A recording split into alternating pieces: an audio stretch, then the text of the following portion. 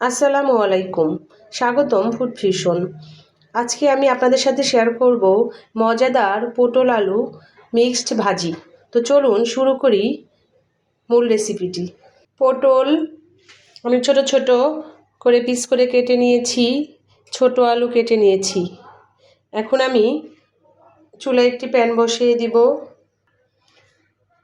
চুলায় একটি প্যান বসিয়ে দিয়েছি, প্যানটা গরম হয়ে আসছে। এখন আমি দিয়ে দিচ্ছি সয়াবিন তেল।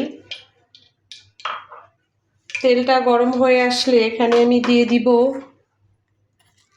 কাঁচামরিচ, পেঁয়াজ, রসুন কুচি। এটা সামান্য একটু ভেজে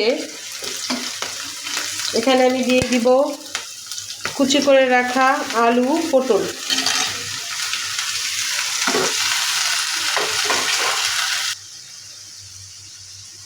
এখন আমি এখানে দিয়ে দিব সামান্য হলুদ গুঁড়ো, স্বাদ মতো লবণ, জিরে বাটা। এখন সবগুলো একসঙ্গে নেড়ে ঢাকনা দিয়ে ঢেকে দিব। অল্প একটু পানি দিয়ে আর একটু নেড়ে দিব, দিয়ে এখন আমি ঢাকনা দিয়ে দিব, সিদ্ধ করে নিব ঢাকনা দিয়ে।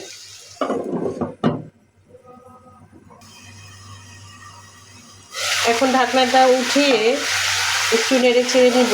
50% সিদ্ধ হয়ে আসছে। এখন আমি ঢাকনাটা উঠিয়ে ভাজিটা ভেজে নিব। আমার ভাজিটা হয়ে গেছে, এখন আমি এটা সার্ভ করে নেব। তৈরি হয়ে গেল মজাদার পটল আলু ভাজি।